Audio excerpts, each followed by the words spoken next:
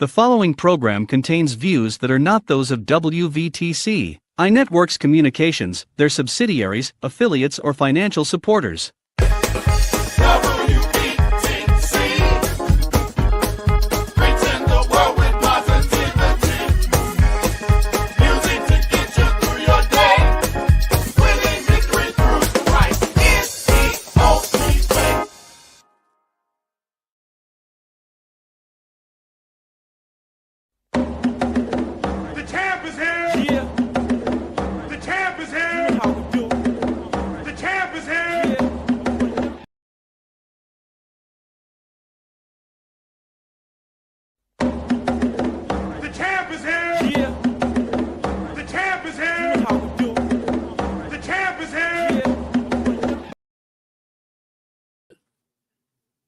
Hey, y'all. Welcome to the Solutions Radio Show. I am your host, Pastor Corey Wright. As always, we know what the problems are. We know we need to solve how to solve them. Well, we offer on this platform is solutions, dedicated acts of action that bring about true change, not just talk about change, and no excuses for excuses are man's tools of incompetence that build bridges nowhere and monuments of nothing. Broadcasting live from the WVTC radio and television network here in Illinois. Thank you guys for tuning in this Saturday. It is a special and a great honor that I have Miss Tammy Brown. Now, y'all met her last week. Y'all met, she's incredible. She's going to be a radio superstar. But you're going to hear her testimony. You're going to hear what she been through. And I guarantee you're going to want to cry. You probably want to laugh. But you're going to feel like you can solve and conquer anything, because the lives we complain about, we really don't know how blessed we are. I'm telling you, because a lot of times I complain until God had to show me, look how blessed you are. And believe me, when you hear this incredible testimony, you are going to be blessed. You want everybody in your family, you want to share this, you want to like this. Everyone needs to hear her testimony, especially somebody that's complaining about life. So let me introduce again, y'all, my special guest, the extraordinary great woman of God, Miss Tammy Brown, right? Mm-hmm. Give it up for Tammy Brown. Hello, everybody. Miss Brown, how you doing today? How's everything going? I'm doing, besides allergy season, I'm doing good. I'm blessed. I'm good. So what did you think about your last week radio experience? I loved it. It was great. It was great. And then my family, they listened to it and they was like, we didn't know you talk that much. I was like, I talk to who I want to talk to. Basically. And the church said amen on that one. Boom. Well, we're here to talk about your incredible testimony, and you went through some very hard things in life. But before we go into that, who was Tammy? We know who Tammy is today. Who was Tammy before everything happened? Tammy was a ripping runner. I wouldn't sit down. If you saw me, you saw the smoke come from my shoes. Because how they say, I was like the road runner. I ran. I would sit down, but then I was up again going. I go to work 16 hours. I come home and sleep. And then I'm gone. So, yeah, I didn't sit too long. And I think that was my problem. I didn't sit too long. Why not? Well, you wanted to. Didn't want to. Just on the go. I would hang out. I was just all over the place. You like to party? I did. I did. I was just, it wasn't, I never went to a nightclub, but I would just hang out all the time. Because that was my peace of mind outside of work. I was just, Tammy wouldn't sit still. What was you working? What were you doing prior to the CNA? Oh my goodness. I did dietary for a few years, and then I started doing CNA work. So up until the accident, I was doing CNA work to where I was doing, like I said, I was doing 16 hours. Now, you have kids.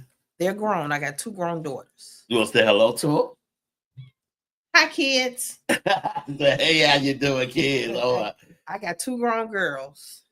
That's at work. so basically, you really you enjoyed your life, I did. and I still do. It's just a little slower than it was. It's yeah. now take us to that day. We're gonna start off the morning when you woke up that morning. I went to work. You went to work, I and went then to you work. didn't have no. Because you know people say I had a little feeling that we're gonna. I didn't have nothing. Tammy did her what I normally did. I got up and went to work because I worked overnight.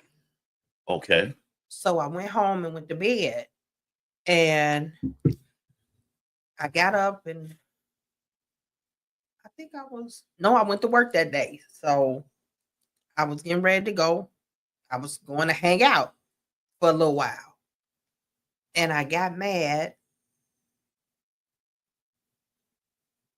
At that time, I got mad. So I told my best friend, I said, well, I'll be back. You got mad at the phone call. I was on the phone and I got mad about the phone call. And I told my best friend, I said, I'll be back. She was like, no, don't leave. Just stay put. I said, no, I'll be right back. I'm going to go to the house and I'll be right back. And she did everything to try to convince me to stay, but I wouldn't. Was it something going on in the house? No, not really. But like I said, the phone call made me mad. So I left. I don't even want to ask you about the phone call. No. We ain't only talking about the phone. Whatever it is, it made me mad. So I got in the car and I was going down Halsted towards 159. And the next thing I know, I got hit on the passenger side. The lady T-boned my car and it spun around, but I was able to drive it to the side street. So she hit you with a car on your passenger side and your car spun around. What was you thinking when that happened? Like, I thought it was going to flip, but it just spun around a couple times and it stopped. But then I was able to drive the car to the side street. So I turned the car back around going back south and I pulled off to the side, one of the side streets. So I pulled there and I got out the car and I was really cussing. And I called my best friend because where we was at was like 2 blocks from where I got hit. So I was 2 blocks down. And I called her and told her somebody just hit my car. And she was like, I'm on my way. But the area where I was, it was dark. You really can't see. And so I'm still on the phone with her. And did the lady stop? She was trying to get to her husband. They was in 2 separate cars. So the husband came to me and was like, she didn't see you. You didn't have your lights on. I said, it don't matter. She hit my car. What am I supposed to do now? I go to work with my car. And you didn't have your lights on? She said I didn't. Normally when I get in the car and it's dark, that's the first thing I do is flip my lights. Right, that makes sense. And even if you couldn't see me, if you sitting there, you see a car go past. You literally, so she had to be speeding. She literally hit my car. And because my airbags came. And I'm like, I was just fussing. And so I got off the phone talking to my friend and she called me back. She said, I don't see you. And so when I seen her, I waved and she saw me. So me and her was on the side of the street when my car was talking. And so I started walking because I didn't know the lady had pulled in the turning lane. And on Halsted, she was right in the turning lane going back north. So when I'm walking, my head was down and I'm walking towards the lady's car. So my best friend, she didn't even see me walk across the street. But she was trying to call everybody to tell them I had accident. I think by the time she looked up, when I turned my head, all I seen was a car. I seen the headlights. So I saw myself go up and hit the ground. That's all I saw. And your best friend seen this? She saw that. She saw me get hit. And the ladies, they seen it too? I never got a chance to talk to the lady that hit my car. That was the crazy part. I never said a word to her. my friend, my best friend, she's to this day, she says she went through a thing because she saw me get hit. And she said she was screaming and screaming. So she called back to where we were hanging out at. And they said everybody just started running. Everybody started coming. And my daughter, my youngest daughter, she had drove past the accident. And whoever it was had one of the police cameras. So she heard about the accident, but she didn't know it was me until she got a phone call. And she was like, wait a minute, I just passed that. That's my mama. So she called my oldest daughter. So between her and my mom and them, but all I remember, I started coming to. And I heard somebody say, is she dead or alive? But I never opened my eyes. My hearing came back first. But before then, all I saw was the Lord saying, okay, are you coming? Am I taking you with me? You seen the Lord? I saw the Lord. He said, well, are you coming with me? Or are you going to get it right? And you going to stay? And all I remember is screaming, I surrender. And everybody around me kept saying they heard that. I just kept screaming, I surrender. I surrender. I said, yeah, because the Lord gave me an ultimatum. You either stay and get it right or just come on. Which one you want to do? I wasn't ready to go. I just wasn't ready. I wasn't ready to go. You know, that's so powerful because there is a minister that I know that I interviewed that has healing in her hands. Mm-hmm. And she was a drug addict, junkie. And she OD'd. And she knew she was in hell because she seen was walls of fire. That's all she seen was walls of fire. And she heard a voice said, this is where you put yourself. Now, are you going to surrender to me? Pretty much. And I'll send you back. And you got ministry work to do. I'll send you back. And you will not touch drugs again. She woke up and they said she had OD. She was gone, but they brought her back. She woke up, never touched drugs again in her life. She said that Jesus said to her that this is where you put yourself at. Maddie, her name is Maddie something. I did an interview with her. I believe it. And here it is. If you're talking to Jesus, you must have been right there at death. When you think about that, how does that make you feel? I cry. Y'all don't know. To this day, I cry. God loves you that much. He said to you, you want to go with me now? Or you going to go back and get it right? You know how many people don't get that chance? That's your assurance that God has so much for you to do. Yeah.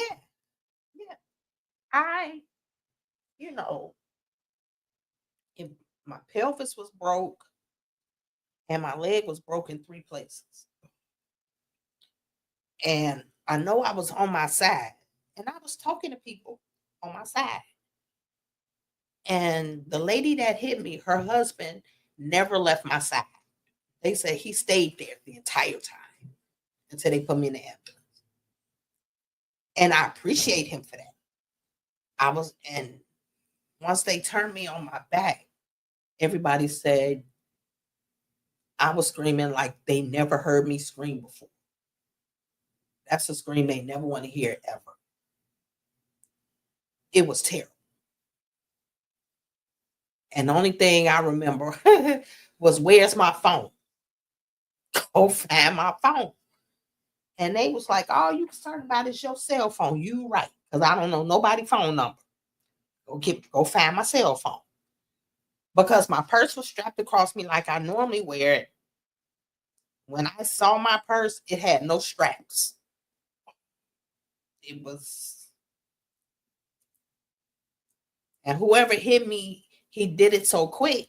He hit me, asked was I dead or alive, and he left. So nobody had a chance to get anything. And I'm like, So to this day, he hasn't been caught. How can you live with yourself? I asked that too. He ain't getting away with nothing because God gonna deal with him. I said, how do you hit a person and you think it's okay?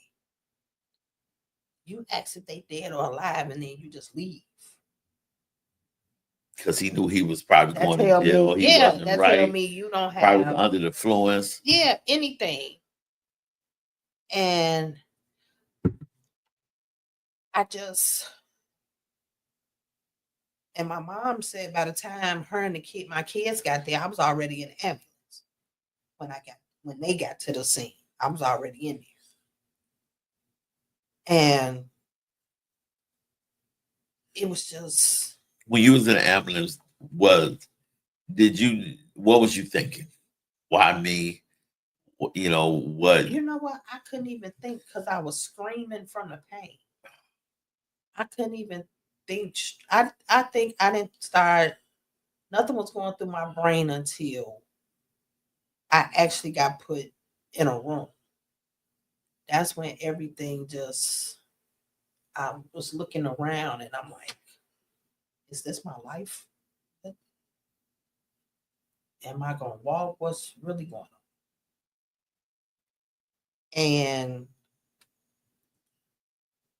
I was confused because they had me in a stabilizer to where I had to stay on my back until they did surgery, which I think was the next day. But I was just, You had to lay flat. I couldn't move because they have the impact from the car had broke my pelvis to where they had to put it back and recenter it the way that it was because it was broke. And I go, ugh, my life. And I just laid there like my livelihood gone. It's whatever at this point. And I think it once they did the surgery, they never realized that my leg was fractured in 3 places. They never realized it until every time they moved me, I was screaming. That's when they realized they did an X-ray and seen that it was broke. So that's me going under the knife yet again. Now you're laying there. Are you talking to God? Mm-hmm. Mm-hmm. You like, God, give me peace. Get me through this. What was you saying to God? I think it was more like, why? But I get it. I get it. Explain that, because I think a lot of people will was, ask God why, but then they'll be like, okay, I understand. no, I really understood because everybody that I talked to was like, Tammy, he been trying to sit you down and you wouldn't sit down and all you did was rip and run. And I would make people laugh and I would go, well, if he wanted me to sit down, he could have just dropped a memo and told me sit down. He ain't had to literally sit me down. He just dropped the memo. And people were like, but would you have listened? No. I say, so I understand he had to get my attention. I ain't like the way he got my attention, but You know, he got my attention. I've said that many times. And I think that laying in the hospital bed, I was like, it gives you time to think because now you by yourself and you relying on other people. And I think me being a CNA, I was on their heads because I was like, this call light ain't finna be on long. Don't play with me. But that gave me time to just sit and think about stuff. And I had people, they came. I had people come visit. That's the question. People that come visit, did they try to uplift you, or were they heartbroken and they tried to hide it? It was a little of both. I have a cousin, she's an evangelist. So she came and she prayed for me. My mom came. What was the look in her eyes? She was so heartbroken. She was. Then she started cleaning the room. I said, "Wow, why are you cleaning the room?" Because it's junky. And I think that was her way of coping. My oldest daughter came. Who took it the hardest? I had a couple friends. My friend that actually seen me get hit. She came and she Broke down. She didn't break. She broke down at home, her and her kids, because I'm close to them. So when they didn't know what was going on, and she was like, everybody was crying. I'm like, okay, but I think I took it the hardest. Why you say that? Because all I seen was, what am I gonna do now? What am I gonna do? And I was like that for a while. Reverend Hanson called and he prayed for me. He talked to me. But it's like at that, I kind of got quiet because now I really don't want to talk to nobody because I'm trying to process it. It was hard. It was hard. And that's got to be. And I know it's tough talking about it because a lot of people, and this is exclusive, they never heard your side of it. All the people that experienced what happened, they never got your side of it. This is the first time you talked about it in depth of what you went through. And I can imagine what it was sitting there processing, because I tell a lot of people, a few years ago, I got sick and then something was blocking my main ducts. So I was, they had to do emergency surgery.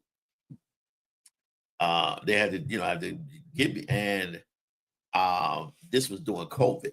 Nobody could come and visit me. And I tell people all the time, licensed ordained minister, went to seminary, went to school, and filled the Holy Ghost and everything. But it was in that room by myself I got saved. Because when you think that it's over with, your prayers change, and it's like, okay, I ain't worried about nothing. God, your way, and He touched me. It's like your perception of things just changed. And I believe that's what happened with me. And I tell people, that day, I think something shook loose in my head. And I wasn't trying to be funny, but I took it as I made it, I made it funny because I'm like, when my head hit that asphalt, something shook my brain a little bit. It shook it to where now I can process a lot of things different than I used to. So it's like my perception of people in certain situations and certain places is different now. Or holding on to stuff now. It's different. So because it's like I can, where I used to try to hold on to things, I just let go. And once I got home, that's a whole different type of thing now, because now you have to rely on people to take care of you because you can't take care of yourself. Right. And when I say PTSD is real, got my phone. Is real. So in the hospital, when did peace come?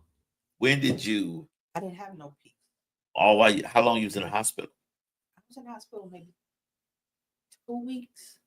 2 weeks? 2 weeks. And then once they did my leg, that's when the physical therapist was like, okay, we want you to stand up. I said, not if you want me to kick you with the good foot.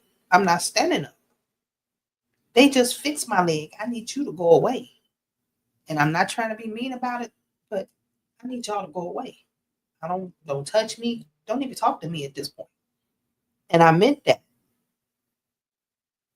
because I felt like my livelihood was taken from me in a blink of an eye. Did you blame God? No, I blame myself. No, I didn't even blame myself. I blamed the lady that hit me. That's who I blamed the entire time. And did the insurance company ever take care of you? But I was just hurt at the fact this is terrible. It's like I couldn't sleep. I went days and wouldn't sleep because every time I closed my eyes, I saw myself get hit. And then even going down that particular street, I would close my eyes or I would cry because it was a hard thing for me. It was hard. It was hard. When you got released from the hospital and you came home, was it a house full of people? Everybody was made of. Was it your kids was like basically they were relieved but worried at the same time? Because pretty much, I think once people knew I was home, then they could breathe a sigh of relief. But then that's when I had to come to terms with what's happening, what's my next step. Now depression starts sinking in, and being bedridden for 3 months, I was going crazy because now depression is really setting in to where I don't want to talk to nobody. I don't want to deal with stuff. Like I said, my best friend, she will come and we'll watch Grey's Anatomy every week to keep my spirits up. So she hated seeing me like I was. And I was like, has she ever talked to you about what she's saying? Have you ever had that conversation? And she would cry. She would cry. What did she say? Because it hurt her feelings. Because she didn't even know I had walked across the street because she was on the phone talking to her daughter, telling her what had happened. Somebody hit my car. And she said when she looked up, I had got hit. So she saw everything. And she said it did something to her. To see her best friend it did something to her. And they wouldn't let her come to, she couldn't come by me, even though she's a nurse. They wouldn't allow her to come over there. They kept, and she said she was hollering and crying. She said she felt useless because they wouldn't let her come near me. So it hurt her. And like I say, depression has setting in. It was terrible. And I think I actually tried. I would sleep maybe 2 hours. And by then, the vision of the accident reappeared. Every time I closed my eyes, it was an ongoing thing. And like I say, one day. Did you think about seeking out a therapist or something? I didn't want to seek nothing. At that point, I told God, I'm just over it. I said, I'm over it. I don't even care at this point. And that's when I did go, that's when me and God had to talk. And that's when he gave me the vision to do bracelets. And I'm like, I don't know how to do no jewelry. I don't know how to do bracelets. What do you mean? And he said, that's what you're going to do. You're going to do bracelets. Hence, my bracelet business. Divine Vision. That's where it came from. And I tell everybody, my business came from God. It's not mine. It's his. Good. Take me through the process of walking again. That process. Was that? That's funny because, they had bedside commodes. I took the thing out and I was using the bedside commode. And I went walking down the hallway. Even before therapy? Uh-huh. And I wow. And I came back because they're like, how are you walking? And I was tired of just sitting in one spot. I wanted to. And then when I did go to therapy, I had a walker. I didn't really use a wheelchair. I think I used a wheelchair maybe once. And that was to go to the doctor. And I had one in there. But other than that, I really didn't use one. And I had a walker. How long did it take for your leg to heal? It's still healing because I don't feel the nerves. Because I have 3 plates. One on each side in the front.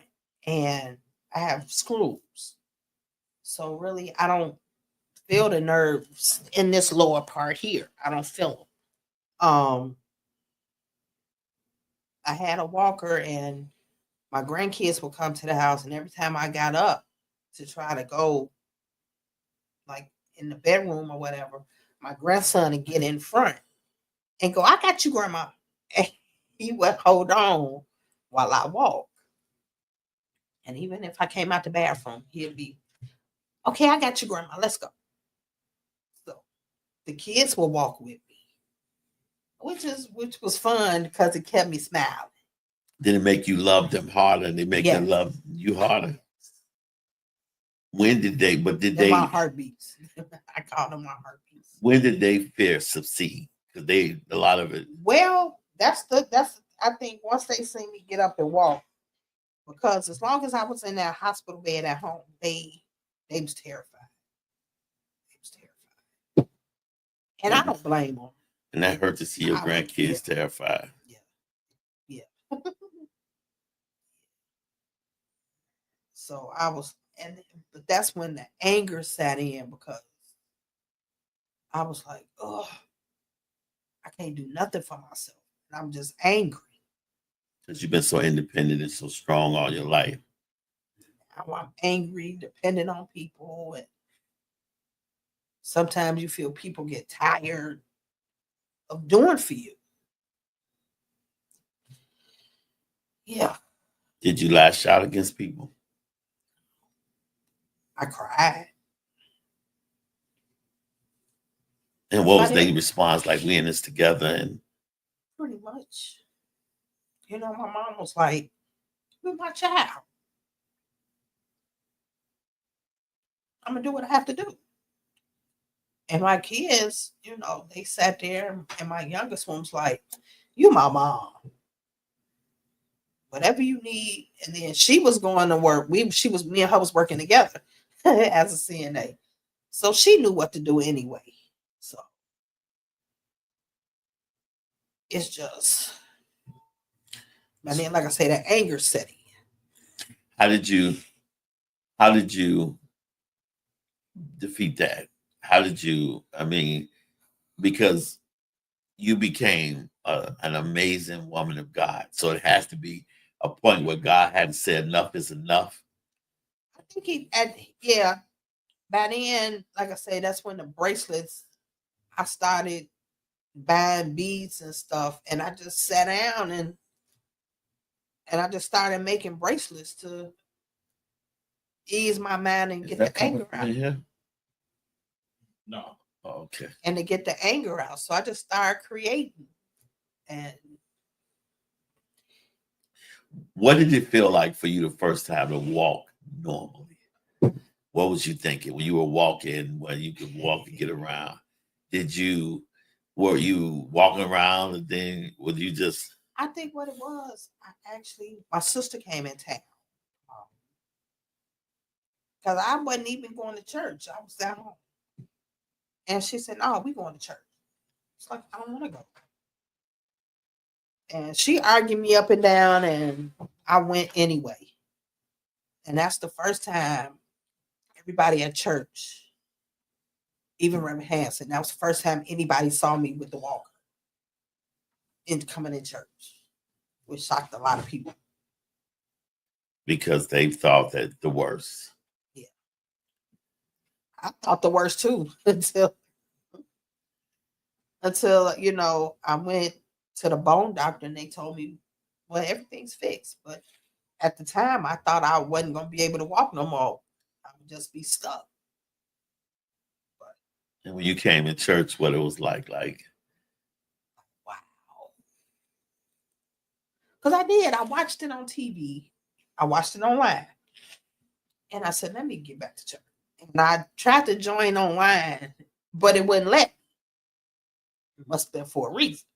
that's we had to be there. And that's when my sister, I said, well, let me go. She said, well, come on. And she walked me up there.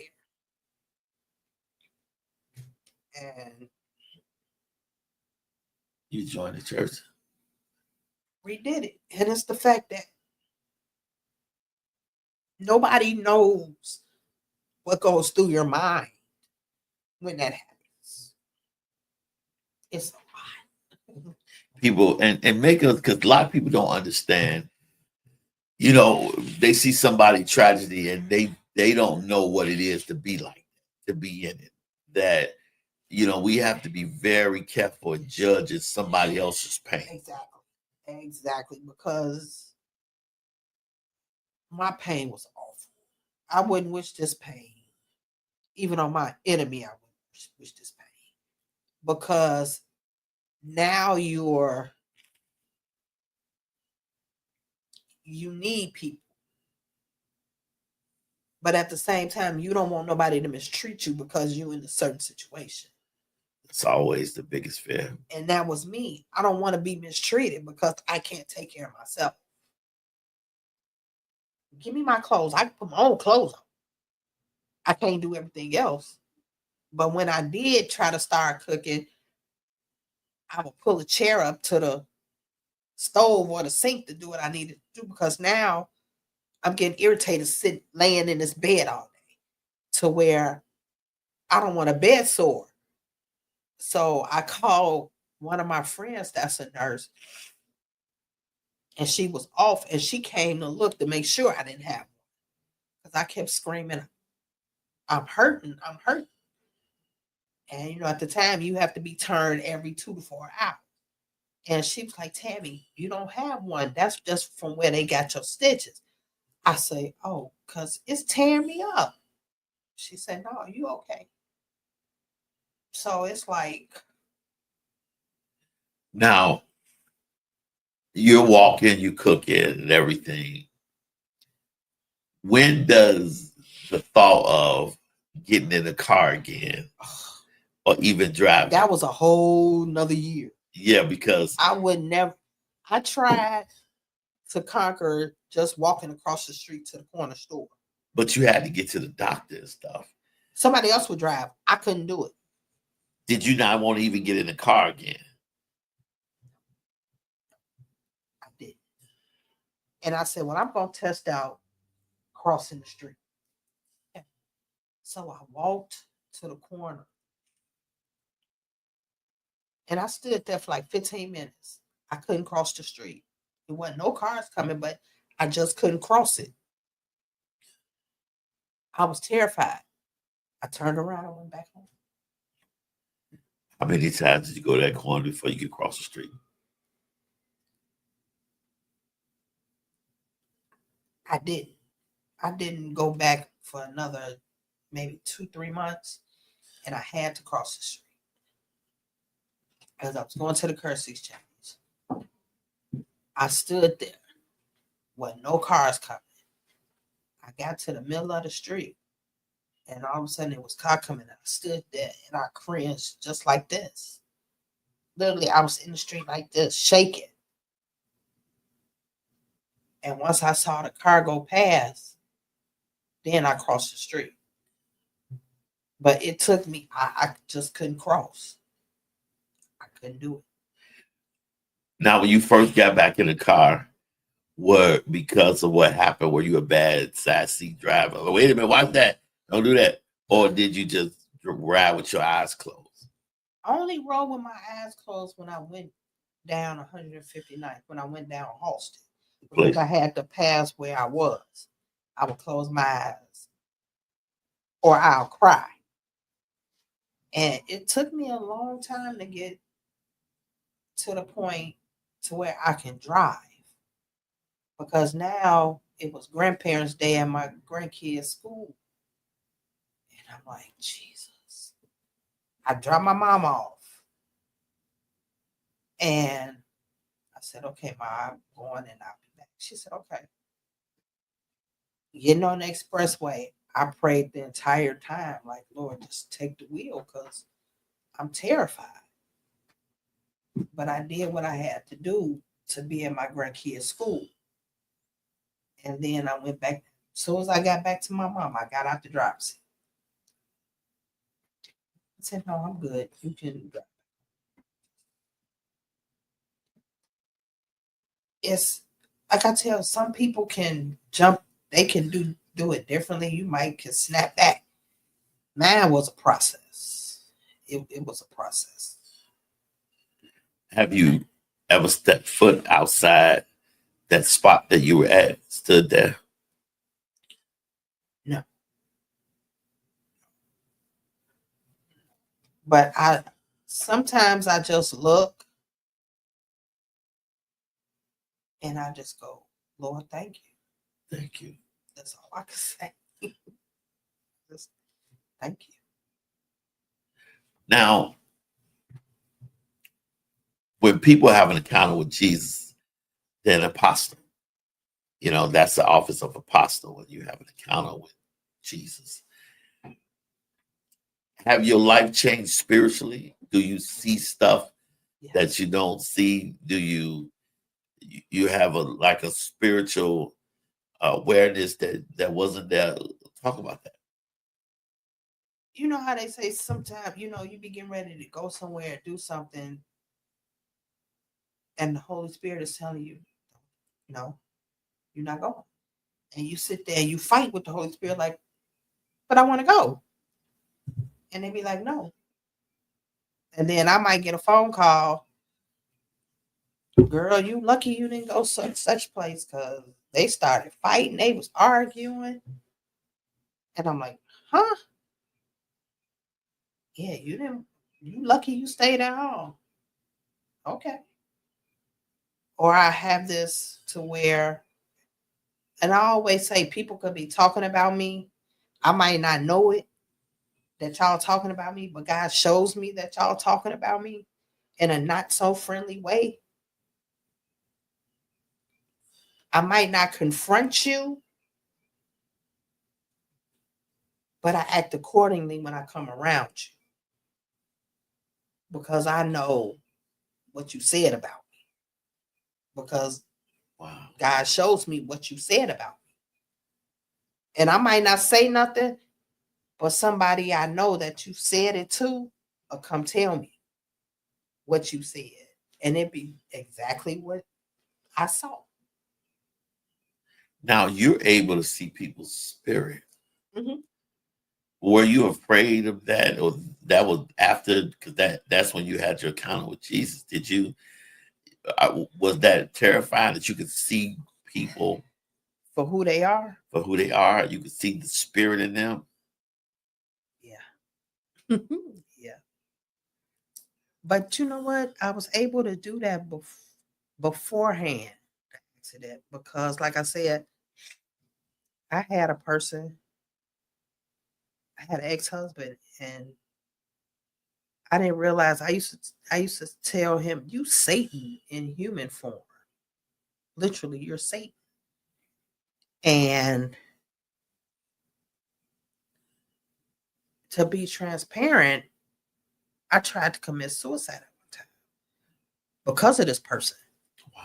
And I was like, I can't do this.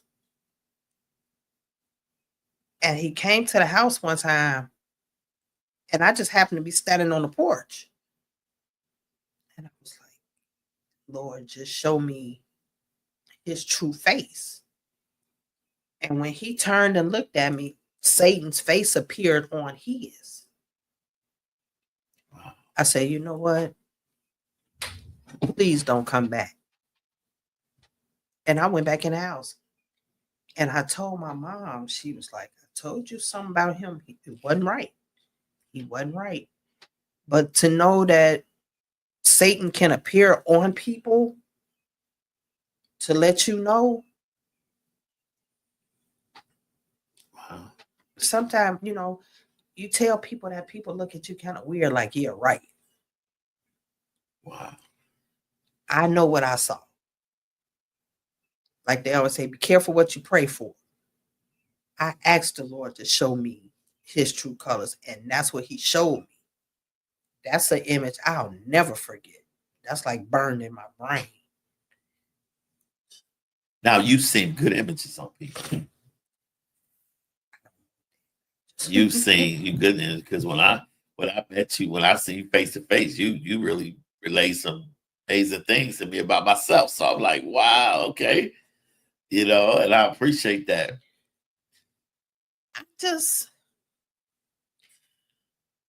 It's crazy because Reverend Hanson touched on it yesterday, but it's like people judge me from my past. And I keep telling people, I'm not the same Tammy I was before the accident. I'm not my was. I'm not at all. You all want to throw my past in my face. What I did, well, you used to, yeah, but I don't. My best friend told me the other day, me and her was talking, she said, I noticed a whole change about you. I said, yeah, I'm a lot calmer. She said, yeah, you are. She said, because you don't snap off like you used to. I said, I know. And it's weird. But like I say, it's a lot of things that I did that I just don't. When you look at all the people that God called in the Bible, they had lives before that. You remember when Paul was on the road to Damascus and Jesus knocked him off when he was Saul, then became Paul. And when he got there, he was this blind little crippled man. They was expecting Paul from his reputation to be this, before the prophet gave back his sight. Right. That God has a way of changing you. He does. Because one of the things that he's been working, like you said, isolation comes before elevation. And I have been isolated for almost 4 years. That was me. And everything is God's way right now because the greatest part of discipleship is the root word discipline. That I'm starting to learn to do things His way and not worry about what happens or worry about things because it's all been orchestrated because you can't stop what God's saying. Exactly. And my thing was I will fight God to the end. Like, I don't want to do this. Why do I have to change? No, ain't nobody else around me changing. Why I have to? I want to go hang out. Why I gotta stay isolated? I don't want to. It got to the point to where I wouldn't go nowhere.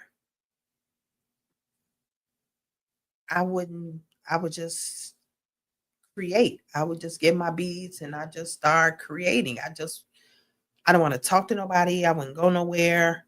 I just stayed home. And I didn't understand it till I kept hearing the words, God isolates you before He elevates you. And I never understood that until recently. Like, I'm with you on that. Like, huh? What? And now I get it. I understand. I might act a little slow sometimes, but I'm starting to get it.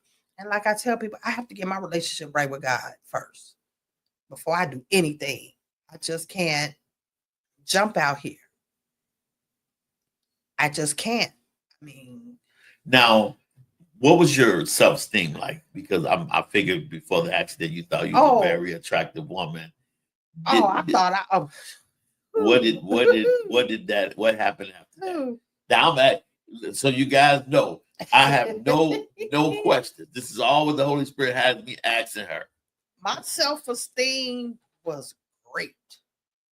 I was on the road. I had lost weight, everything. So I was feeling good about myself. I was feeling good about myself. And then the accident happened. Now my self-esteem is down. I'm like, ugh, I can't do this. But then I had to pick myself back up to feel good about myself. So I started walking again.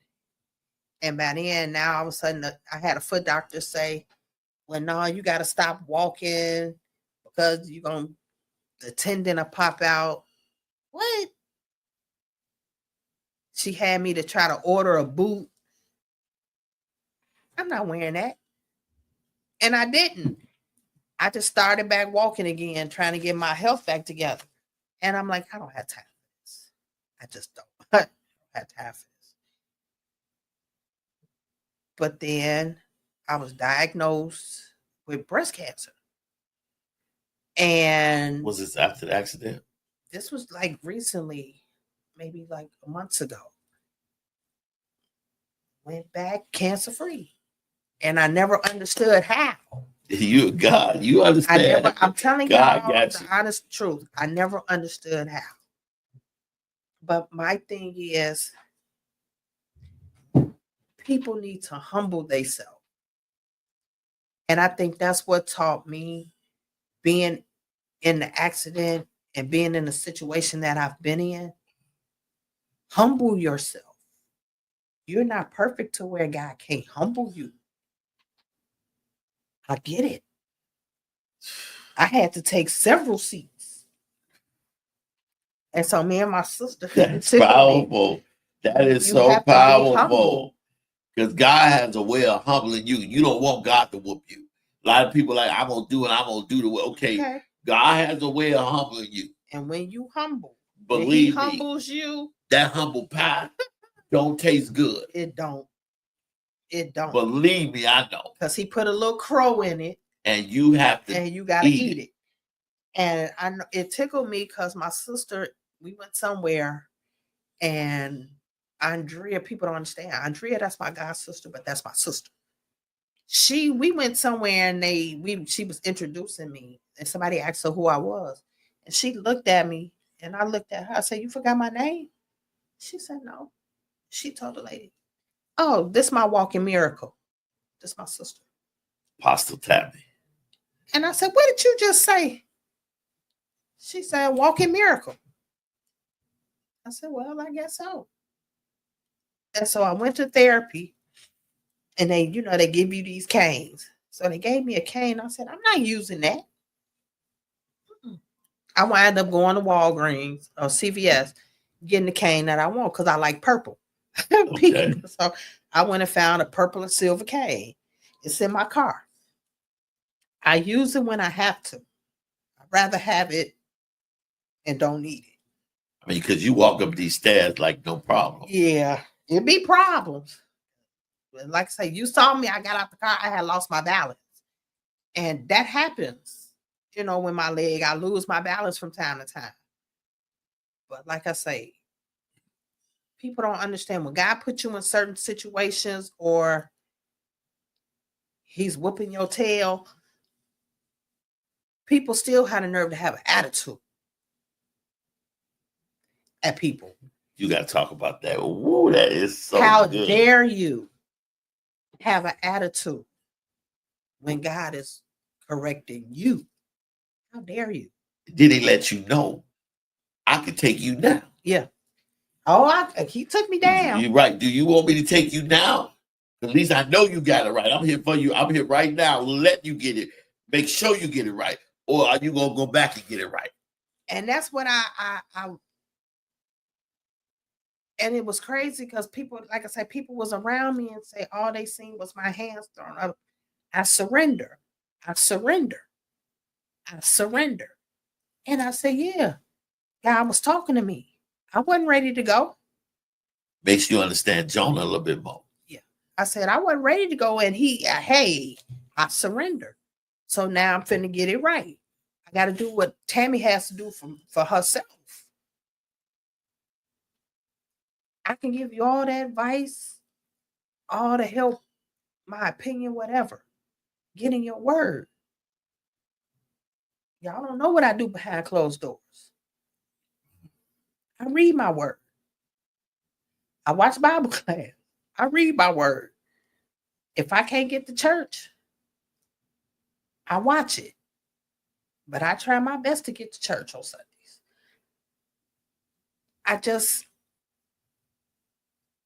I understand. Yeah, you can watch it online, but it's something about being in the building. I want to catch that shift. That Holy Spirit. I want to catch the shift. Yeah, you can catch it at home, but it's nothing like being there. But like I say, I believe God put people in certain situations to humble people, to humble them. What people around them. And to humble them too. But when you have a nasty attitude because you're in a certain situation, that's your fault. That's not God's fault because He's trying to humble you and you don't see it. How did You your see accident, it and you ignore it. how did your accident humble or better the people around you? Your kids, your friends. And did your accident cause you to lose people? Yeah, it did.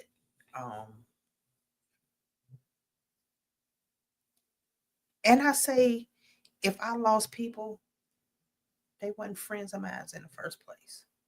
It wasn't for them to be around me. Or was it the change that made them not be? Because you were doing what you're doing prior. It's the change also. I've grown. My level of growth is crazy. Because now, you know how they say you set boundaries. I don't tolerate a lot of things. But then in the same token, I've learned to stay quiet. Because it was a time where I would say, yay, whatever I felt came out. I think about it later. But I'm going to hurt your feelings because you're going to know how I feel. But now, I just sit back. It's a growth process for me. And like I say, people. But it had to affect some people. It had to affect It had. My kids kids see I'm a different person. My youngest daughter told me I was boring.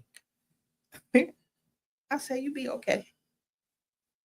I want to stay boring. Let me stay that way. But it brought you guys closer. Yeah. And I just don't. Even with my mom, it's a different type of relationship.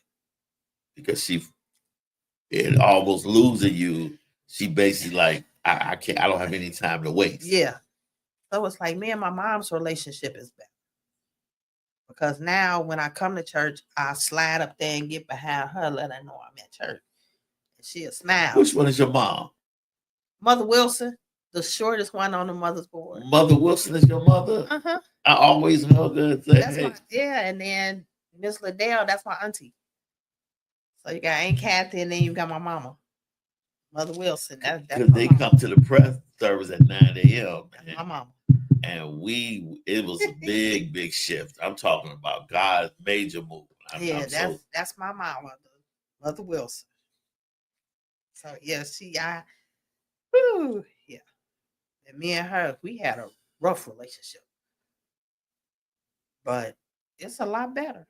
Yeah, actually it made you think because a lot of people don't understand when you laying there, because me and my mom hitting on 80 and we talk about it. You know, my mom I know that you'll be okay if something happened to me. And I said, well, I make sure I do for my brother and my sister. And she said that I said, it's going to be tough, but I gave you my all. And that's my mom. And, she's over 80. Don't look at, because we tell people, she's 35. But my mom, everybody looks out for my mom. They know Tammy don't play no games about her mama. Y'all better watch out. Don't play with my mom. Don't play with my mom. Nope. And like I say, the relationship between me and her is a lot better because I've been through things that she haven't even been through. It's like I've had a stroke and ain't nothing wrong with my mom. I said, well, why am I getting hit with everything? What's going on? What's really going on? But through it all, I think my accident woke up a lot of people to the point like I almost lost my friend, almost lost my mom. What am I going to do if I lose my mom? And my youngest daughter, she lost her dad, and she was like, "Ma, I don't know what I'd have did if I'd have lost you, then turned around and lost my dad. I wouldn't be no more good." I said, "Yes, you would." She said, "No, I wouldn't. I'm being honest. No, I wouldn't." I do. I said, "Okay." I just changing for the better is hard when you used to doing things a certain way, or not so much a certain way, but you used to just doing what you want to do. And that's how I am. I rather do things my way than God's way. Do they know you on the radio? No, she'll know now when I sent her the thing. But I just try to be humble. Sometimes it's hard, but I just smile and keep rolling. Now, how do you feel this has been the first time you talked about it? And everybody, your family, your friends, the church members, the pastor, everybody's going to see you talking about it. Do you think that this interview gives them a greater understanding, or I hope so. do you really think they really could understand? I hope so. I just want people to understand, because you never know. I may smile a lot, I may joke, but you never know what's going through my mind. As far, I think about my accident all the time. Even when I'm driving my car now, I still think about it, because now I'm cautious. And like I say, it's hopefully people can understand I'm not the same. Please get the concept of the old Tammy out your head. I'm not her. I'm a whole different me. And I like the new me, because now I'm learning how to get my relationship with God on the right track. I'm learning that my business, and that's why it's called Divine Vision, because it's from God. And I like it, and I'm trying to do right. Failure is not an option for my business. Okay. At all. It's not an option. Failure is no option. So I fight to do what's best for my family and for my business. I keep God first in everything. Do you feel that your ministry is the next call for you? Do you think, because we already know radio is going to be called Divine Diva. I have a feeling it is. But like I say, I've been running from that, and I've had celebrity prophets tell me that. And they don't know me. But I've had prophets tell me. I be sitting there minding my business, and I get drawn out of a crowd. And it was, matter of fact, this was New Year's Eve. I went to church with a friend of mine. She said, "Tammy, come, would you go?" She invited everybody, people to go. I said, "Well, I ain't got nothing going on. I'm going to go." Okay. Went to church with a New Year's Eve. And I said, "Lord, whatever you do for me in 2025, I'm ready for it." Okay. I went to church, and I was just sitting there because he called people up to pray. I'm stay right here. Yeah, I'm staying to cut. He looked at me. He's like, "Come here." Celebrity prophet.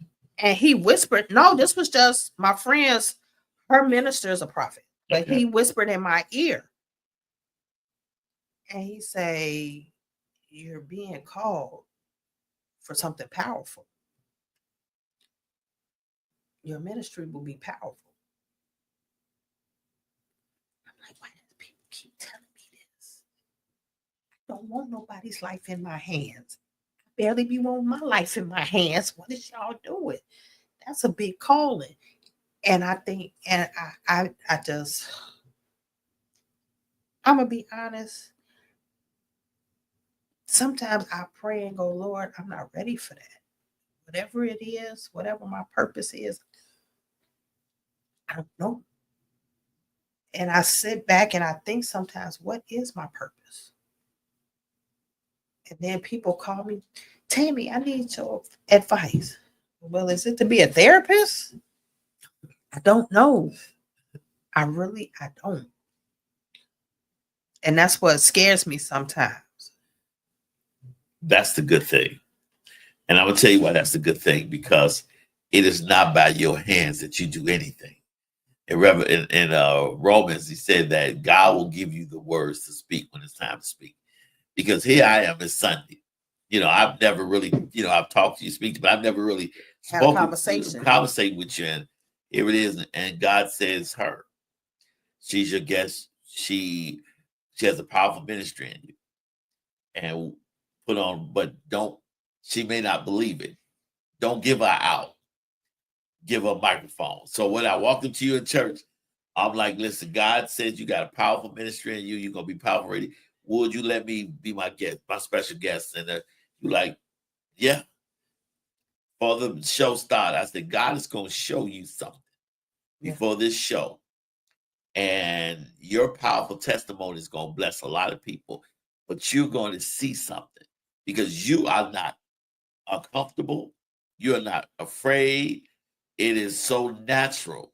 But God, when God gives me something, he normally gives me a plan of action. See, it's different. Like when somebody says, like when God brought me to ministry, he gave me radio. Mm-hmm. Well, and that was a lot different from a lot of ministers when I was ministering at churches, because you had a lot of ministers who wanted to preach, or a lot of ministers who wanted to be out to do, which I want to do ministry out there, but my radio is my ministry. Right. So I started off with 3 radio shows, 2-hour radio shows and TV, because I always had that outlet. Like, I'm not, right. And so, but I had to get behind a microphone first to hear that. Then I said, okay, I got this. Right. And now you behind a microphone and you realize you got this. Yeah, I do. That's why I want, I just, after it's all said and done, I just want people to understand what Tammy deals with on a daily, as far as after the accident. Just because you see me, like I said, smiling and laughing, it's times to where I could be walking in the house, or I'll be walking down the stairs or up the stairs, and I fall because I've lost my balance with my leg, because of my leg. Don't think because you see me without my cane, everything is fine. I have my cane just in case. But now, do you say that for inspiration to people? It's a thing to where you can keep your cane with you. I keep mine. It's a comfort thing also. But I know God's got this. I can run down the stairs all day long. Going down, going up is a different story. It takes me time because of my legs sometimes. Like cold weather, I don't even like coming outside because it makes my plates and my leg heavy to where I'm dragging or I'm walking slow. Now, this is a crazy question. Forgive me for asking. When you go through a metal detector, do they go off? No, I thought that when I went to the airport once, when I went through Midway. No, they just put you, I just felt violated. They put you in the whole thing because I told them I had plates of screws. And I thought it would ding too, but it never did. Even like when I go through Markham Courthouse, because you got to go through there I don't set it off. I used to think I would set it off, but no, it don't. People used to ask me that all the time. Yeah, I'm like, please, y'all. And listen, y'all don't judge me because somebody out there is thinking that. You know, somebody out there like somebody thinking I'm like if she set it off. Yeah. How does it make you feel when you hear people complain? And they got everything in the world. Like, even when you hear your relative, people that I just be wanting to go, shut up. You got 4 good limbs. Shut up. I got 3. Shut up. But then I go, I let them complain. I let them vent, especially when they talking to me. I let them complain. I let them vent. And then I go, but you get up every day. What you complaining about? But I can't do this. But you get up every day. Lay in the bed for 3 months and see how you feel when you can't. Lay in the bed for 3 months, having to depend on other people and see how you feel. Wow. You don't watch the news because I try not to, but I do in the mornings. What do you feel when you hear that somebody's passed in a car accident? I still get upset about that because I feel like I'll go, well, dag. So a person got to die in order to get put on the news to find for a hit and run? Is that what we on? Because you felt like your story should have been covered. Yeah, I did. I felt like, well, maybe if they would have put mine out there, we could have found out who hit me. But I get real upset when I see a hit and run accident on TV. I get real upset because I go, okay, so they critically injured and y'all got them on the news. Y'all put them on the news because they passed away. I understand. I get it. But what about the ones that's walking around or whatever, but we still was in that same place? We was critical, but nobody thought to put it out there. So I do get upset. In everything that you experience, do you ever see yourself in any way, fashion, form, handicap? I used to.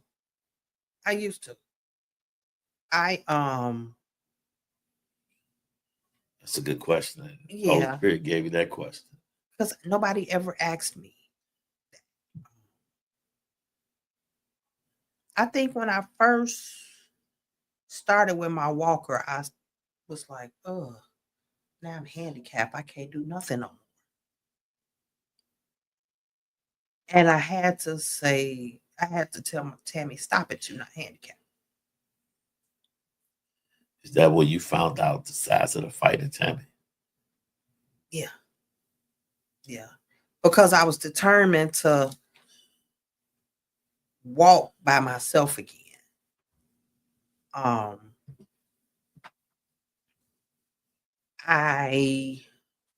can I put it? Put it the way you want to put it. It is a fight.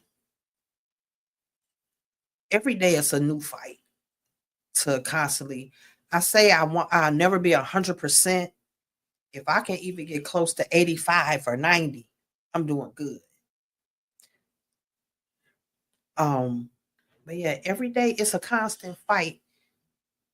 To me, to stay positive. So you do sometimes feel sorry for yourself? Honestly, Pastor Corey, I used to. I will always. I threw pity parties. Everything. I threw pity parties. And like I say, the first 3 months were terrible because I was depressed. And God had to pull me out of it. And sometimes, like to this day, sometimes I get a little depressed. And that's when I just start making bracelets. I maybe could sit down and I look up, I've been a did 5 or 6 bracelets. to pull myself out of a depression mode. And I know if I get in a depressed state, I don't want to be bothered, period. I just shut the world down. And like, Father's Day is coming up.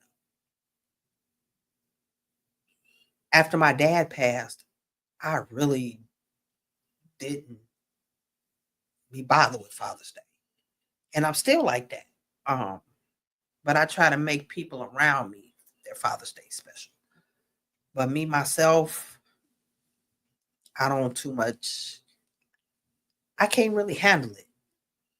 Because your father was so tight and close. Yeah. And it's tough. Yeah. And even after he passed, my godfather took over. And it's like he's gone. So it's like, I just really don't be bothered too much. I don't show it. Because it was a time, and I'm going to be real transparent with you people. I would just sit and drink the whole day.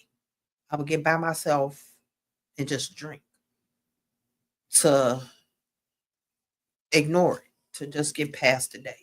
What was your favorite drink? Crown.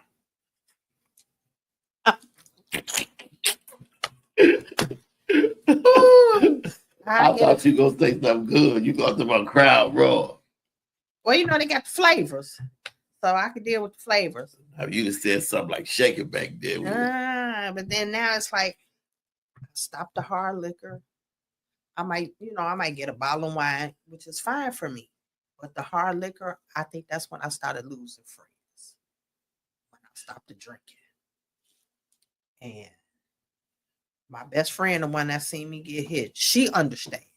Yes. She understands. But it's like sometimes you got to do what's best for you. Right. And the hard liquor was just making me mean. Cussing everybody out. Yeah, pretty much. Are you proud of Tammy? And if you are, what are you The proud new about? Tammy, I am. Why so? This Tammy has come a long way. And I actually like the new Tammy, the space that I'm in. I don't allow people in my space that I don't want in my space. But the new Tammy, I love her. Because now I can sit and create with a smile.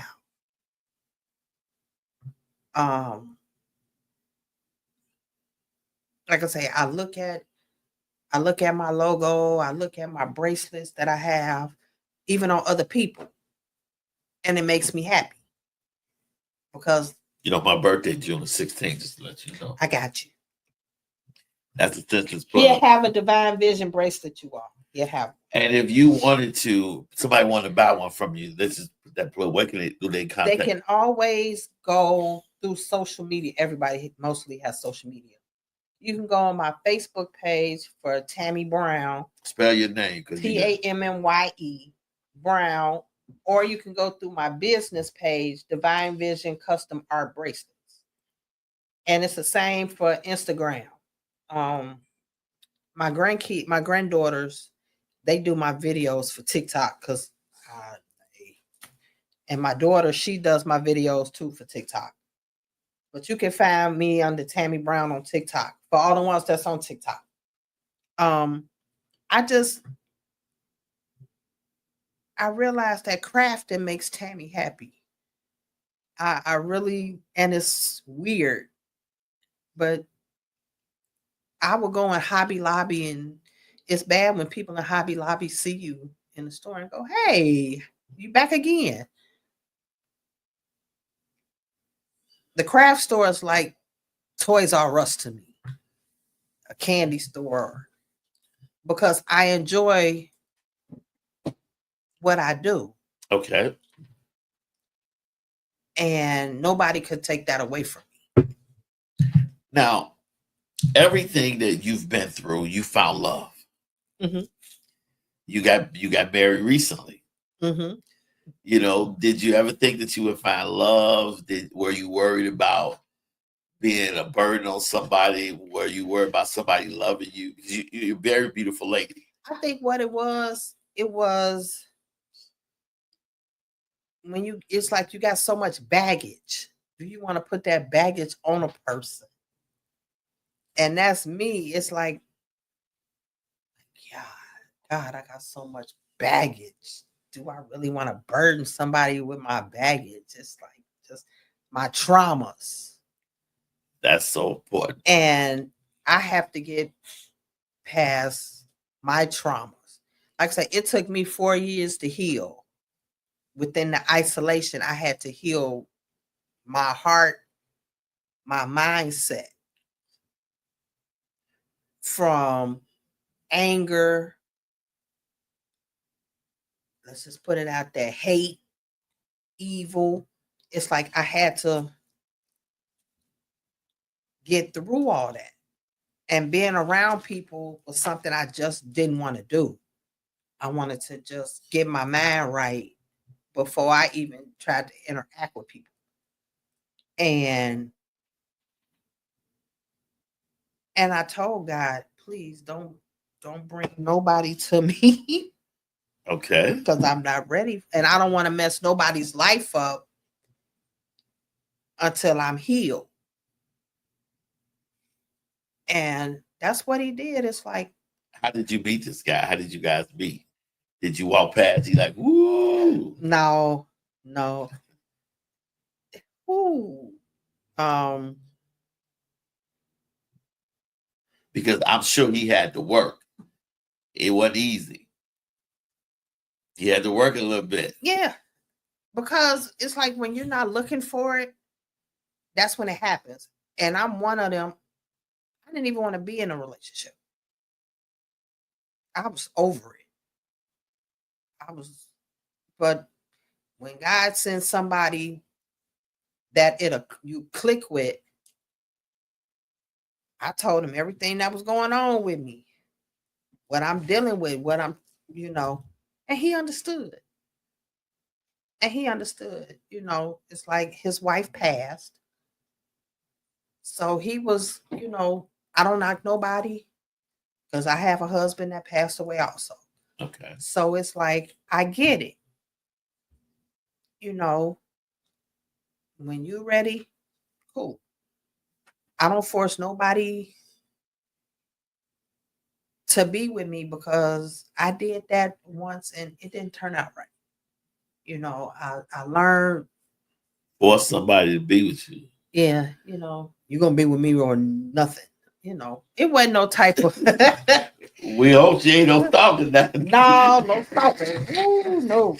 You going to be with me or you ain't going to be with nobody. I had one of those. It was terrible. But I must have been scared of you, what? I don't know. I didn't fight a man.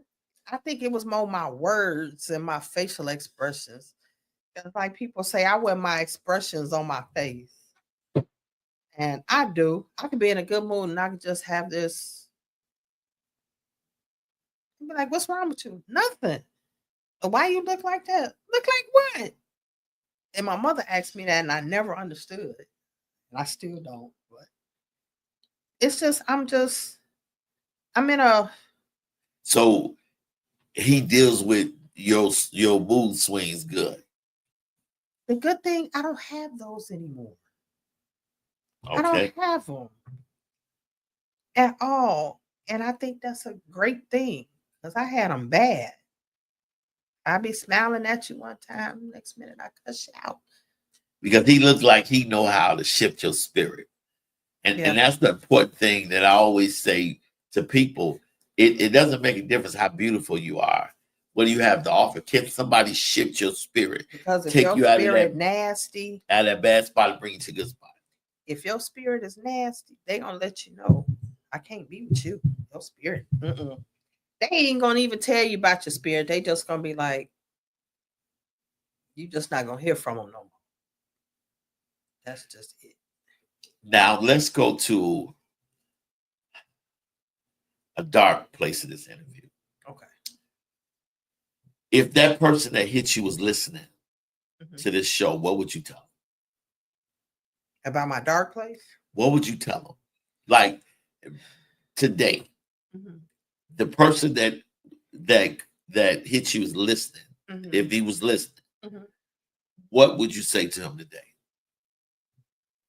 Or if he walked up to you and said, Tammy, I'm sorry that I hit you. I want your forgiveness. What would you say? I can forgive him. I can forgive you for everything, but just know you no longer have access to me like you used to. It's hard to even be friends. I can forgive you all day, but as far as you having access to me again like you used to, you never have access again. Because you had such hate for him. Yeah. And it took me a long time to get that hate out my heart. To get that hate out. It wasn't a physical abusive type of thing, it was verbal. And to me, verbal is just as bad. That will put you in a dark place. To where now you believe in you the problem. No, I'm talking about the guy that hit you with the truck. Oh, if I saw him today, yeah, what would you say to him? Not the person. Oh, now that I might go into a dark place. I might go into a dark place because now, but then I want to know, why did you leave? Why did you ask, am I okay? Am I dead or alive? And then you left. That's my question. You hit me and you left. Why didn't you stay to check on me? What if he asked you for forgiveness? I can forgive him. I can definitely do that. I can forgive the person. Have you forgiven him? Yeah, I have. Because How ain't no long did sense it of take? holding that much. There's no sense in holding that in when they're probably just not even thinking about it or thinking about what they did. So me carrying around that much hate, How long did you carry that around? like 3 years. If you would have seen him, you would try to do him. Ooh. Yeah, I would have. I would have. It'd have been a fight. It'd have been a fight because I'd have been ready to whoop him. I would have. But he probably somewhere walking around, ain't even thought about it. I doubt it. I doubt it. It's probably always in his mind, that it is. The reason why I say that is because years ago I had a show where this woman was mad. This woman's family was mad at this other woman, and the story with them was this woman used to get beat by this family, by these kids' mother when they was in high school. She used to beat her up all the time. And this girl had no family, nobody to help her. She beat up so bad on prom, before prom, that when she went with all swollen, everybody laughed at her at prom. She was so embarrassed. So many things. She just terrorized us so bad. And she got therapy afterwards, but we're talking about 20-something years later. They're in their 40s and they're standing there on a bus stop downtown, and the lady sees her. Now, this lady who's been a great bully, she's a great woman of God. She's a woman of God. She's saved. She's not that bully no more. So when she seen the lady, she wanted to apologize to her, but she had a heart attack right there. And so the lady, knowing who she was, she didn't see this woman there. She seen the bully in high school. She saw. And so all she seen was the bully dying. And when about time she came to, the lady was gone. And the family was like, well, why you go hold? And so some of the friends from back in the day said, you don't know how your mother terrorized this girl. So when she say, I didn't see the lady there. All she saw was the bully. All I seen was the bully who beat me up daily. So I didn't see your mother, who she is to you guys, dying. I seen the bully dying. And I wanted her to go. That's all she saw. And so it was freedom to me, because for one time I got the best from the bully. Yeah. But me, I would just, like I say, at some point I had to just let it go, because that's all I could do was let it go. He don't know who I am. He probably seen me on the street and didn't realize I was the one he hit. Or he probably saw me from the side and go, ooh, and they never say anything. I'll never know. I just want people to know sometimes when God sits you down, you need to humble yourself while you being sat down. You being sat down for a reason. Humble yourself. Stop throwing attitude at people because God sat you down. Stop feeling like, how can I put it? Speaking the way you think it. Stop thinking you're better than another person because God sat you down. God sat you down for a reason. He wanted you to humble yourself.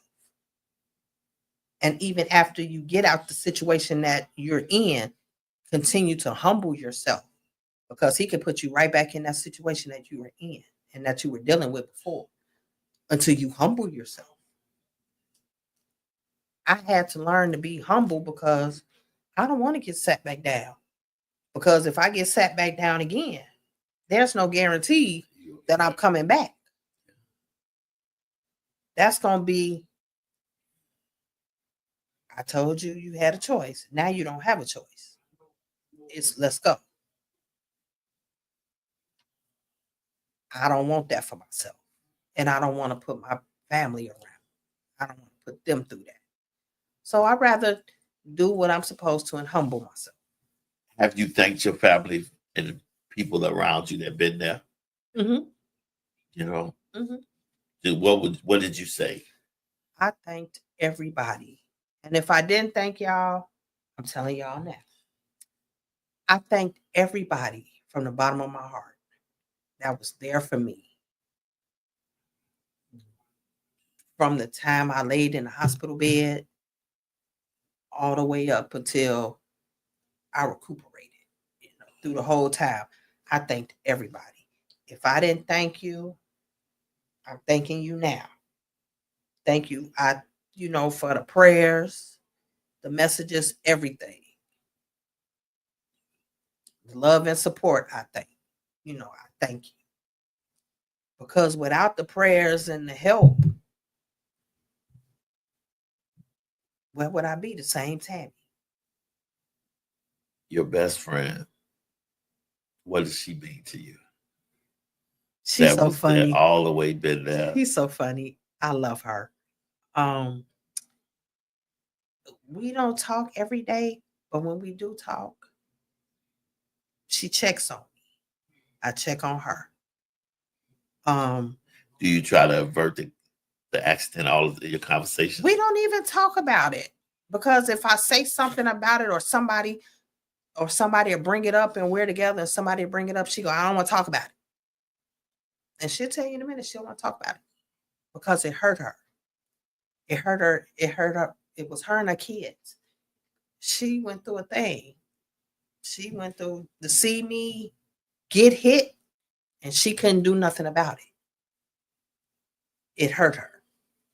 But y'all did have a conversation. Mm-hmm. And she said the same thing. I don't want to talk about it.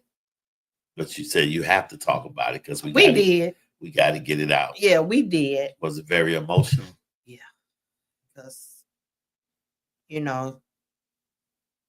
it is. Then you have people that say that they your friend, and then they never checked on you, never call you, never talk to you, but they your friend. And then when they see you face to face,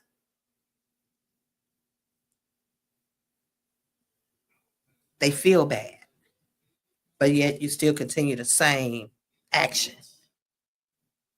I don't hear from you. I don't talk to you. So I'm okay with that. Your mom had a real spiritual soul searching. She was in the hospital with you. Oh my God, show me that.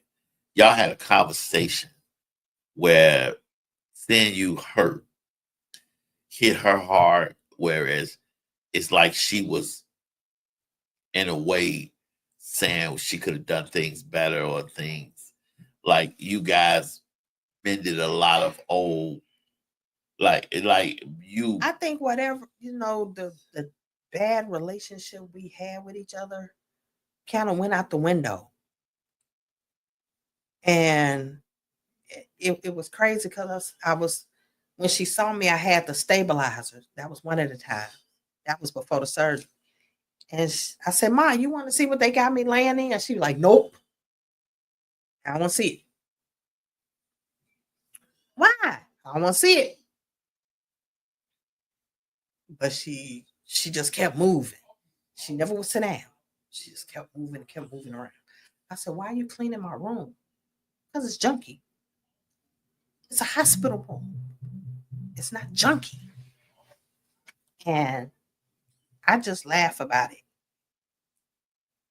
because that showed me nobody could ever take the place of my mother. Ever. Nobody could ever do or say anything bad about my mother because of what she dealt with. Looking at her only child laying in the hospital bed. When she got that call, she didn't know if I was dead or alive.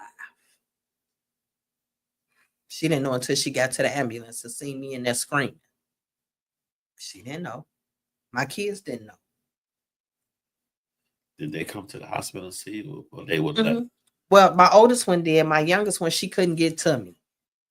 But she came, she took care of me at home. The thing is, that make you go, they didn't know if their mama was dead or alive until they got to the ambulance with my mom. So they whole thought process is she dead? Is my mom dead? Is my mom alive? What's going on? So they never knew. Like I said, I heard the phone call being made to my daughter. I heard it. I never opened my eyes, but I heard it. Your mom hasn't been in a car accident.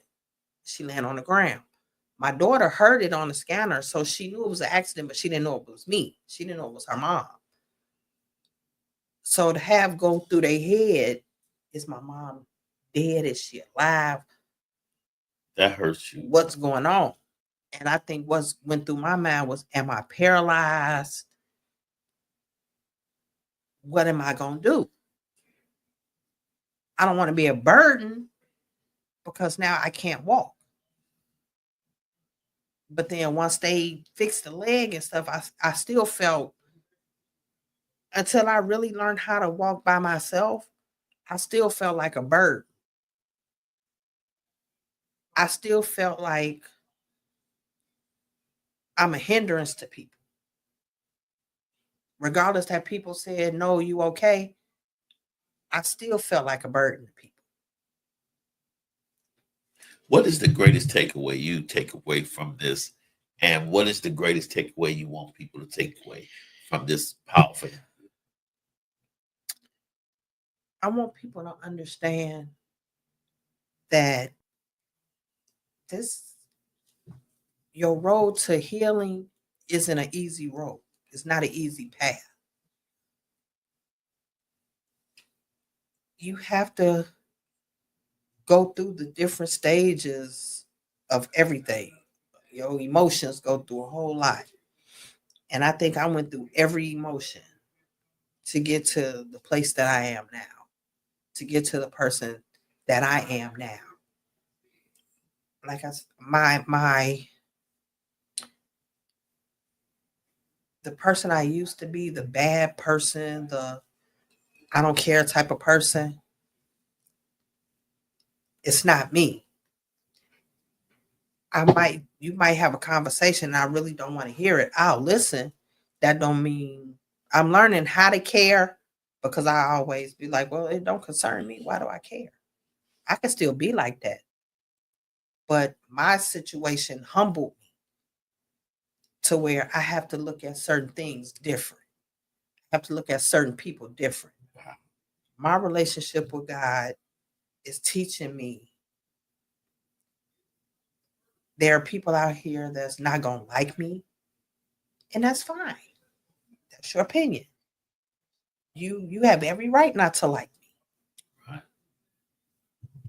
And it's my right and my choice that I don't have to talk to you.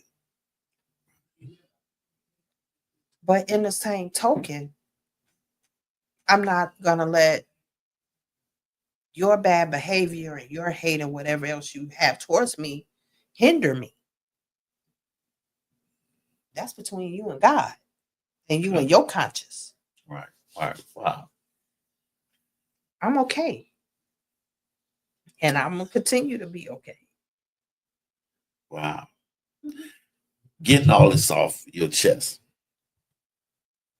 Do you feel relieved?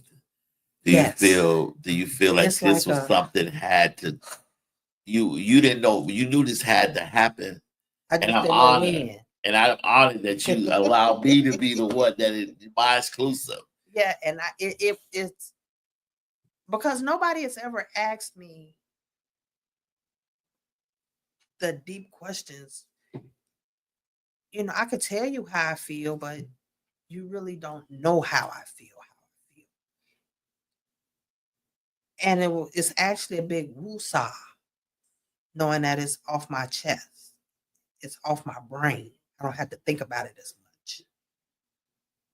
And what do you think about? Because one of my pet peeves is I hate somebody to say, I know how you feel. You don't. I have empathy for the way you feel, and I'm here, but you don't know how I feel. That burns That's my mine. noodle. That's mine too. Because people don't know how you feel. Unless you got slammed by a car or a truck physically in your body, you will never know how I feel. I had crutches. I never used the crutches. I just didn't. But you never know how. You never know how I felt laying in that bed 3 months. To this day, you still, unless you watch this piece, you will never know how Tammy feels. You will never understand why God works with me the way that He does. Why God is doing what He's doing in my life. You will never know unless you take time to sit down and talk to me. Like I say, yes, I laugh and joke, but you don't know how I feel behind closed doors. You don't know if I'm going through a depression mode. You will never know. Because if you don't take the time to, like, when God put people on my heart, I check on them. I might text you, I might call you, but I check on you. And I'll send you a message. Well, I'm just checking on you, see how you doing, if you're okay. That's it. If you don't take the time to check on me, like I say, phone goes both ways. Then I don't know what to tell you. So never come to me and say, well, I don't hear from you. Is your phone on? Does it work? People care about that. You ain't called me. Yeah, you haven't. Well, did you call me? I mean, that's how I feel. I went on a date with a lady and we had a good time. And I was going through some with my mom because she wasn't feeling good. So I didn't call her that whole week. She would say, well, obviously you're not interested because you ain't called me. And I'm like, well, what was wrong with your phone? Well, man, supposed to, okay. But if you would have called me, you would have known I was dealing with my mom. You know? And we would have had that conversation and you wouldn't feel that way. But like I tell people, I'm only one person. You might not hear from me. That don't mean you're not my friend. It's just my priorities have changed. But I'm not going to say I'm still the same Tammy, but I'm not still lovable Tammy. But if you don't reciprocate the phone calls or the text message, you will never know how I feel or what I'm dealing with or what I'm going through. Now, have you learned to lean to God's strength more so than your own? You realize that you ain't Yes. Superwoman no more. And that's what my mom used to call me. Tell me, okay, Shiro, because I think I could do everything. And I guarantee y'all, my phone has been buzzing. I guarantee it's my daughter, my youngest one, because she called me every day at 4:30 from work. Oh, okay. Her lunch break. So believe me, I'm gonna get a text message. You ain't answered your phone.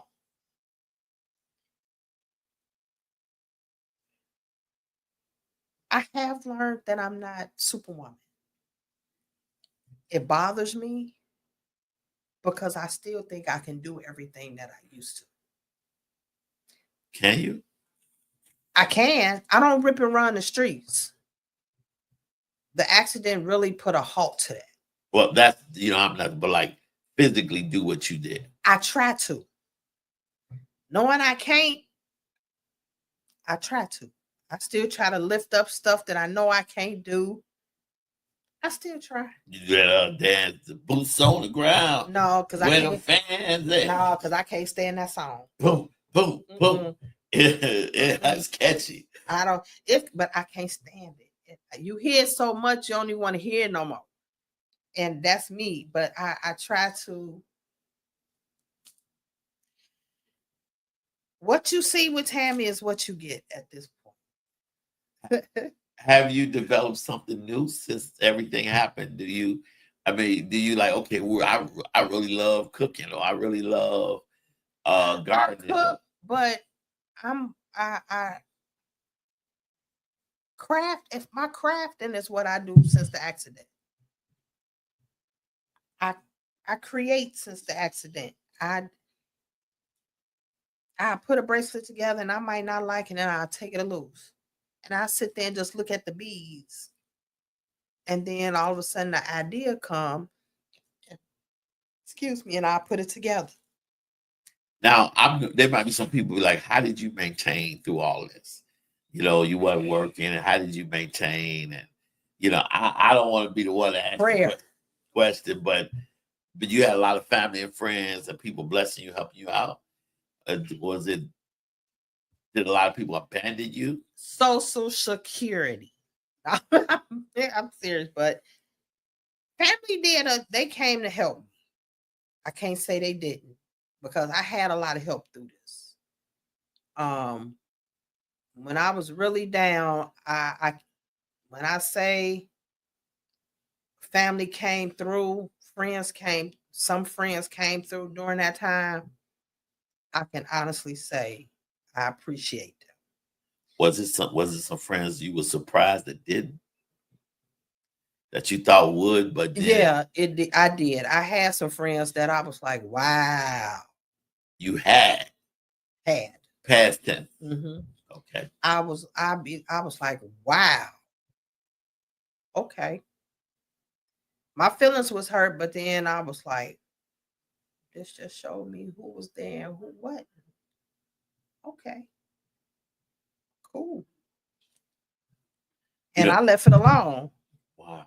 I left it alone. That hurt. Like, I can't believe they did this. And to this, and have you haven't spoke to them since? I'm cordial. When I see them, I speak. But that's it. That's it. That's it. These are people I'm taking you gave your all to, or your last to. Like they say, you have to watch who you loyal to. You have to watch who your friendships are, because when the chips fall, you see who in your corner.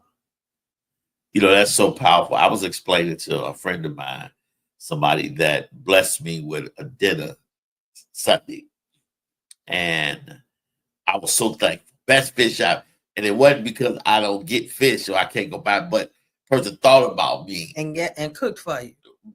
Actually bought it for me. And I'm basically like, I'm going there, you going there, and you blessed me.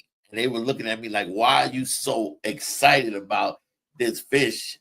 And it's because you did something without a gain. Right. I had a lady, she passed away though. she used to cook dinners, and she bought me food in the hospital. And then once I got home, she bought me food every day for a week to make sure I ate. And I'm like, she said, I just want to bless you. God put it on my heart to bless you. I said, well, I sure appreciate it. I thank you. It was soul food every day. I said, People don't get that. I said, well, I thank you. They don't get that. No. They don't. They like when you love somebody, you should be able to bless them without them ever saying nothing. Being there. Don't do something for somebody because it benefits you doing it. Mm-hmm. That's not love. Like when you do it, don't tell everybody that you did it. Because right now, I'm in the middle of the greatest transition in my life. There are some major things happening for ministry and everything, but I let people treat me how they treat me, you know. So when an elevation happens, you don't, oh man, what we gonna do? We ain't doing that. I was there. I just told somebody that today, and it was so funny. And I say, you know, when you elevate, your family's gonna look at you and wonder how you did it through everything you was going through. That's right. But you got to stay focused. That's right.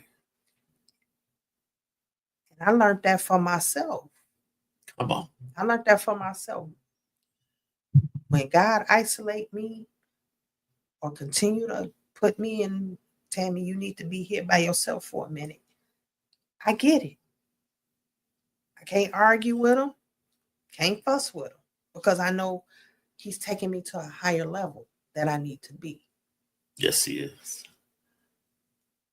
And I said I was going to start going back live on Facebook talking. You see that logo in the back where we talking? Well, you ready? Okay. My person, Okay. which is right behind me, Fly Diva. But she's gonna create you your logo. You're ready. Sound familiar? Davina Mitchell. Mm-hmm. You know her. Mm-hmm. Super talented. Super talented. She'll create you one. But I did. I said I was gonna go. I was gonna start back on Facebook Live and talking. Just get on there and just casual conversation. Because this is people don't realize this is ministry for me. Mm-hmm.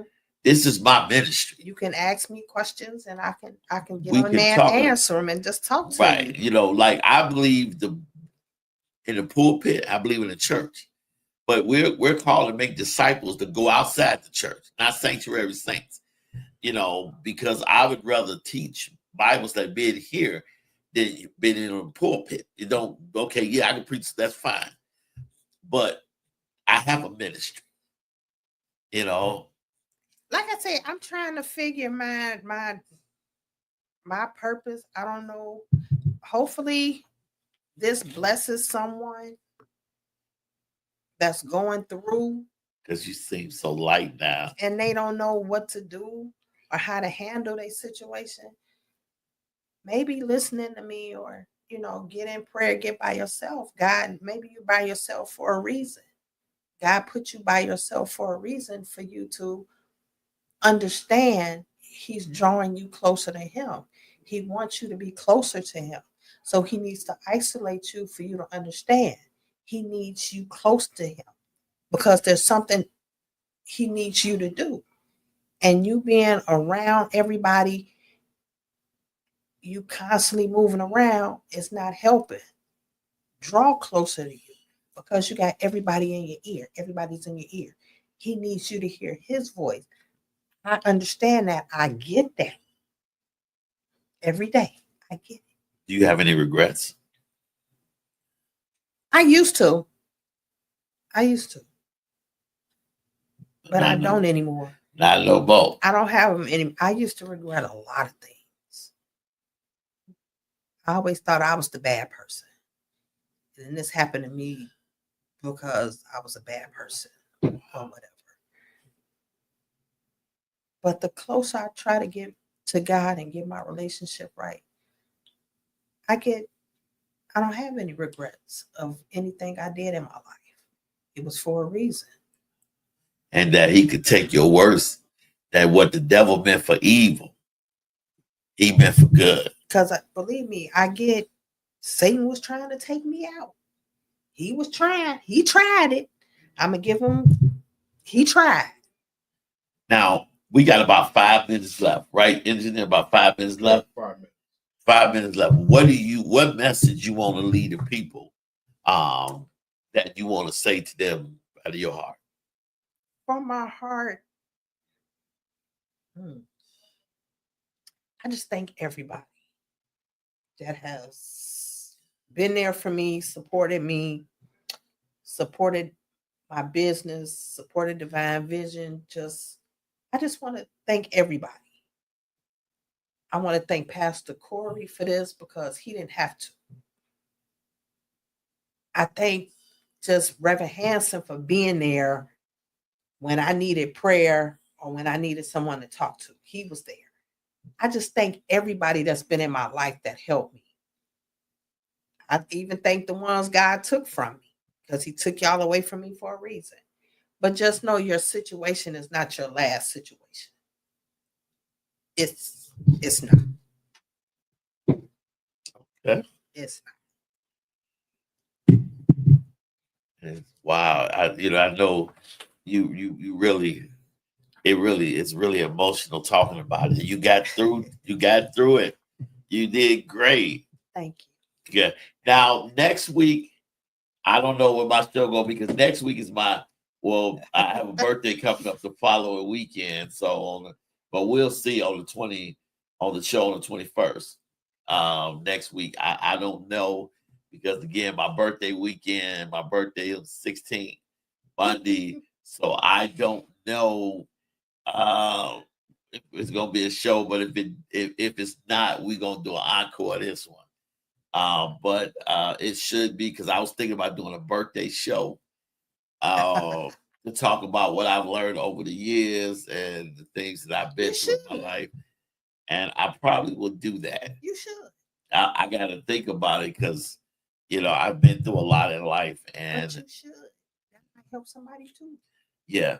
But then I realized that God was always there in control.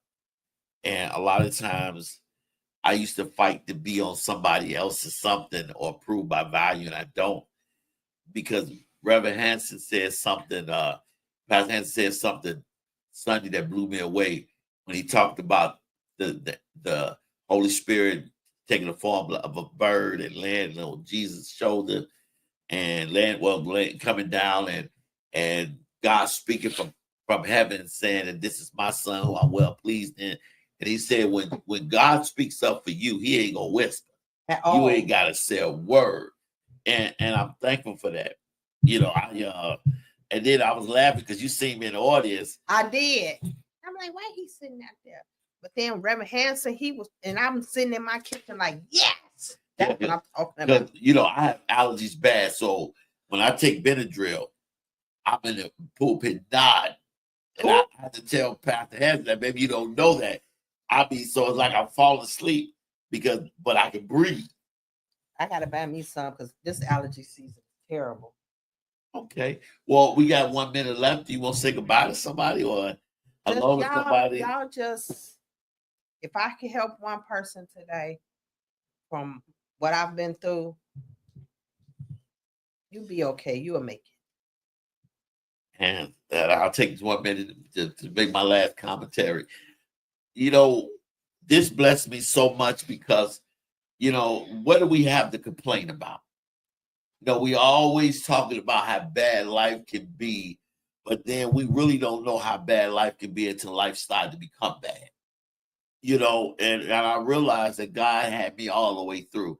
And if somebody out there thinking that your life is bad, it could be worse. But you have to understand, what is God trying to speak to you? Because some people that won't hear until God slows them down, stops them. And you look at some of the people, we got to think about Moses. God came to Moses in a fire, burning bush. And if you read scripture deeply, Moses still didn't want to go. It was his wife that interceded for him so he could go, so God won't destroy him. And we got to understand that we are built and created for a purpose. God died for us. And sometimes we got to we have to die to ourselves so that we can live for Christ. But never think that you're too big and you can't be touched, because God has a way of humbling you and getting your attention. I love you guys. Thank you guys for tuning in to Solutions Radio Show. I'll see you guys next week. And remember, instead of being a problem, be a solution, because the solution is one radio conversation away. Deuces, y'all. Go to your Apple or Google Play Store and download the WVTC Gospel Radio app today. You can also say, Alexa, play WVTC Radio Skills. Would you like to play WVTC Radio Network? Absolutely. Download it today. Views made on the preceding program are not those of WVTC Radio, iNetworks Communications, or their financial supporters. Winning victory through Christ, WVTC Allsip Chicago, and iNetworks Communication Station.